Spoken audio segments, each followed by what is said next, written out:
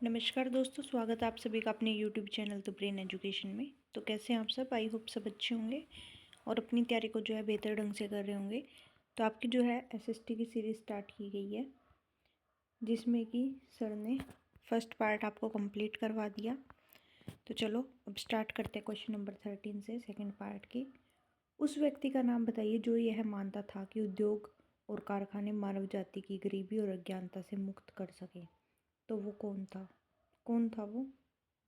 तो आपका right answer रहेगा रॉबर्ट ओवन। कौन था? Robert oven. चलो इसके बारे में पढ़ते हैं क्या कुछ है। रॉबर्ट ओवन जो है एक प्रमुख अंग्रेजी कपड़ा निर्माता, परोपकारी और समाज सुधारक थे। साथ ही यूटोपियन समाजवाद और सहकारी आंदोलन के संस्थापक थे। उन्हें अपने श्रमिकों के लिए कारखानों में काम करने की स्थिति में सुधार लाने और प्रयोगात्मक समाजवादी समुदाय को बढ़ावा देने के प्रयासों के लिए जाना जाता है। उनका मानना था कि उद्योग और कारखाने मानव जाति को गरीबी और अज्ञानता से मुक्त कर सकते हैं। रॉबर्ट ओवन की ब्रिटिश समाजवाद का जनक कहा जाता है।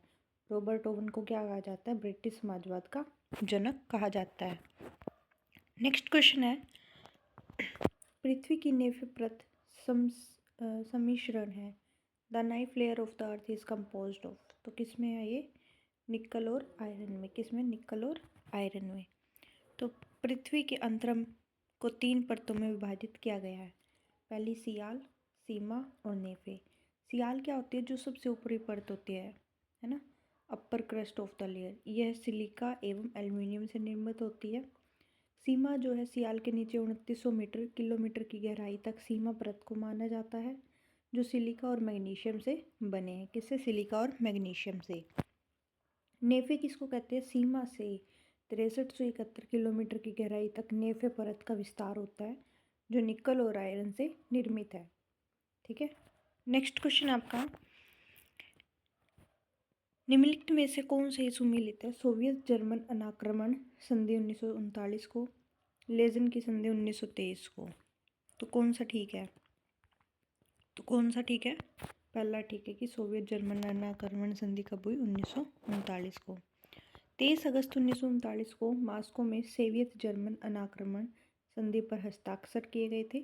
इस समझौते के माध्यम से जर्मनी और सोवियत संघ ने आक्रमण के बाद पोलैंड को आपस में विभाजित करने पर सहमति व्यक्त की। अनाक्रमण संधि में पर्यटक अगले 10 वर्षों तक एक दूसरे के खिलाफ कोई सैन्य कार्रवाई नहीं करने पर सहमत हुई।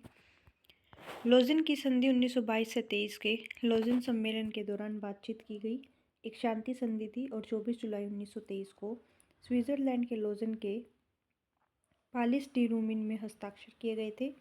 संधि ने तुर्की की आधुनिक राज्य की सीमाओं को मान्यता दी। नेक्स्ट क्वेश्चन है, the rotation of earth is responsible for. पृथ्वी का घूर्णन किसके लिए उत्तरदायी है? The alternate period of day and night, यानी दिन और रात की वैकल्पिक अवधि, या फिर पीरियड ऑफ द ईयर। तो किसके लिए है ये? तो केवल एक। पृथ्वी की गति 2 प्रकार की होती है, घूर्णन और परिक्रमण। घूर्णन के कारण पृथ्वी पर दिन और रात की वैकल्पिक अवधि होती है, क्योंकि पृथ्वी का आकार कैसा है? गोल है, जिस कारण इसके सामने के भाग पर ही सूर्य की रोशनी प्राप्त होती है, जहाँ दिन होता है, और पीछे के भाग पर रोशनी प्राप्त न होने से क्या होती है? रात होती है। तो पहला जो है ठीक था। परिक्रमण गति जो सूर्य के चारों ओर कक्ष में होती है। पृथ्वी 365 1/4 दिन सूर्य के चक्कर लगाती है, जिससे वर्ष की अवधि का निर्धारण होता है, और कथन जो है दूसरा घूर्णन का परिणाम नहीं है। नेक्स्ट क्वेश्चन है, हिमनदों के निक्षेपण के परिणाम स्वरूप गोल हमक के झुंड जमाव क्या कहलाते हैं? तो क्या कहलाते हैं वो? डर्मलीन कहलाते हैं। क्या कहलाते हैं? डर्मलीन कहलाते हैं। हिमनदों के निक्षेप के परिणाम स्वरूप गोलाकार के छोटे छोटे टीले नुमा संरचना को हमक कहते हैं। क्या कहते हैं? हमक। जब हम इनके झुंड या ढेर के रूप में प्राप्त होते हैं, तब इन्हें डर्मलीन कहते हैं। डर्मलीन का आकार उल्टा नौका या कटे हुए उल्टे अंडे के समान होता है। सैकड़ों की संख्या में पाया जाना सामान्य बात है। इसी कारण ऐसी स्थलाकृति के अंडे की टोकरी की स्थलाकृति भी कहा जाता है। औसत ताप व्यक्त किया जाता है सेल्सियस में या फिर फ़ारेनहाइट में। तो किस में किया जाता है? तो दोनों में किया जाता है ना। टेम्परेचर को जो है दोनों चीज़ों में हम एक्सप्रेस करते हैं। जिस तापमान पर वायु संतृप्त हो जाती है उस तापमान को ही उस वायु का औसाक बिंदु कहते हैं, यानी कि उसका ड्यू पॉइंट कहते हैं। इसे सेल्सियस या फ़ारेनहाइट दोनों में व्यक्त किया जाता है। अतः मतलब कि डी ठीक है ना, दोनों। यदि वायु का तापमान उसके औसांक से कम हो जाता है तो अतिरिक्त जलवाष्प का संघनन होने लगता है। नेक्स्ट क्वेश्चन है, पहले भूवैज्ञानिक कौन थे जिन्होंने भूकंप का पता लगाने वाले उपकरण का निर्माण किया? तो कौन थे वो?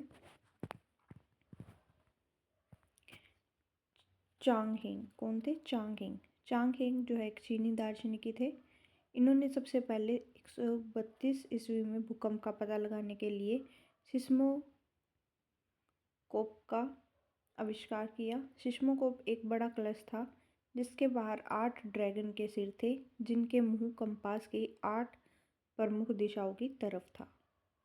नेक्स्ट क्वेश्चन है, खालिस्तान में संयुक्त राज्य अमेरिका ने मित्र राष्ट्रों के समर्थन में प्रथम विश्व युद्ध में हस्तक्षेप कब किया? तो कब किया? अप्रैल 1917 में। तो 6 अप्रैल 1917 को संयुक्त राज्य अमेरिका ने जर्मनी के खिलाफ युद्ध की घोषणा की। जर्मन से नौकाओं द्वारा 5 अमेरिकी जहाज़ों को डुबो दिया गया, जिससे अमेरिका का अध्ययन समाप्त हो गया और अमेरिकी 6 अप्रैल 1917 को पहला विश्व युद्ध में शामिल हो गए। तो आज की जो क्लास है वो आपकी यहीं तक रहेगी। तो आज जो आपका भाग 2 कंप्लीट हो चुका। तो कैसी आपको क्लास लगी, लाइक शेयर और कमेंट करके ज़रूर से ज़रूर बताना। Thank you.